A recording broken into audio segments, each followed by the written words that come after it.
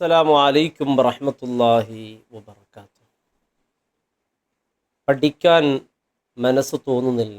പഠിക്കാനിരിക്കുമ്പോൾ ഉറക്കം വരുന്നു. മൊബൈൽ ഉപയോഗിക്കണമെന്ന് തോന്നുന്നു. കൂട്ടുകാരുമൊത്ത് ചാറ്റിങ്ങിൽ ഏർപ്പെടാനും അവരുമായി ഗെയിമിൽ ഏർപ്പെടാനും പഠിച്ച് എൻ്റെ ജീവിതം ഞാൻ പാഴാക്കി കളയുകയാണോ എന്നൊക്കെ തോന്നുന്നു.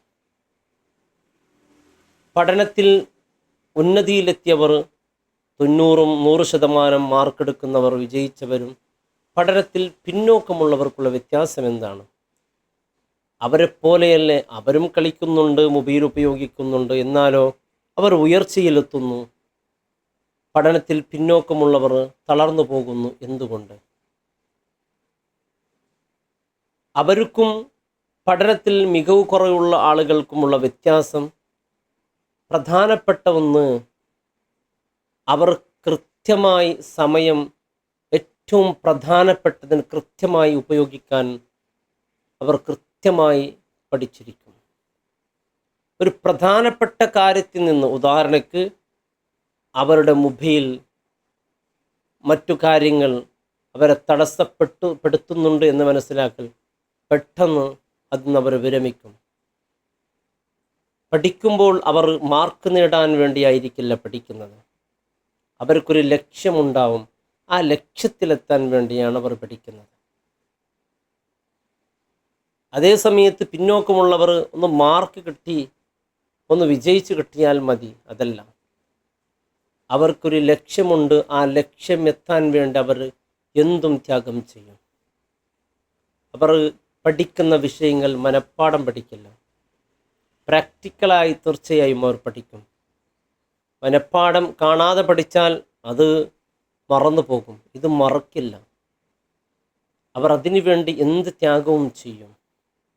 സമയം നോക്കിയിട്ടല്ല അവർ പഠിക്കുന്നത്. അവരൊരു ലക്ഷ്യമുണ്ട്. ആ ലക്ഷ്യത്തിനെത്താൻ വേണ്ടി അവർ, അങ്ങനെയാണല്ലോ, സമയം നോക്കി പണിയെടുക്കുന്നവർ ഇന്നും കൂലിവേല ചെയ്തിട്ടേ ഉള്ളൂ. സമയം നോക്കാതെ പണിയെടുത്തവർ ഇന്ന് വലിയ ഉയർന്ന സ്ഥലത്തേക്കും ഉയർന്ന മേഖലയിൽ എത്തിയിട്ടുണ്ട്. മഹാനവറുകൾ പറയുന്നു, ബിഖദ്രിൽ ഖദ്ദി തുക്തസബുൽ മആലി. ബുദ്ധിമുട്ടിൻ്റെ തോതനുസരിച്ചിട്ടാണ് ഉന്നതിലേക്ക് എത്തുന്നത്. എത്ര ബുദ്ധിമുട്ടുകൾ സഹിക്കുന്നു അത്രയും ഉന്നതിയിലേക്ക് എത്തുന്നു. മൻ ത്വലബൽ ഉല, ഒരാൾ ഉന്നതി ഉയർച്ച ആഗ്രഹിക്കുന്നുണ്ടെങ്കിൽ സഹിറൽ ലയാലി, തീർച്ചയായും ഉറക്കം ഒഴിക്കുക തന്നെ വേണം. മൻ റാമൽ ഉല, ഒരാൾ ഉന്നതി ഉയർച്ച ആഗ്രഹിക്കുന്നു, മിൻ ഗൈറിൽ ഖദ്ദി, ഒരു പ്രയാസവും അയാൾ അനുഭവിക്കാൻ തയ്യാറല്ല, ഒരു ബുദ്ധിമുട്ടും അയാൾ ചെയ്യൂല, എന്നാൽ ഉന്നതി ആഗ്രഹിക്കുകയും ചെയ്യുന്നു. എന്നാൽ അള്ളാ അൽ ഉംറു ഫി ത്വലബിൽ മുഹാലി, അസംഭവ്യമായ കാര്യത്തിൽ തൻ്റെ സമയം വെറുതെ ചെലവഴിക്കുകയാണ്.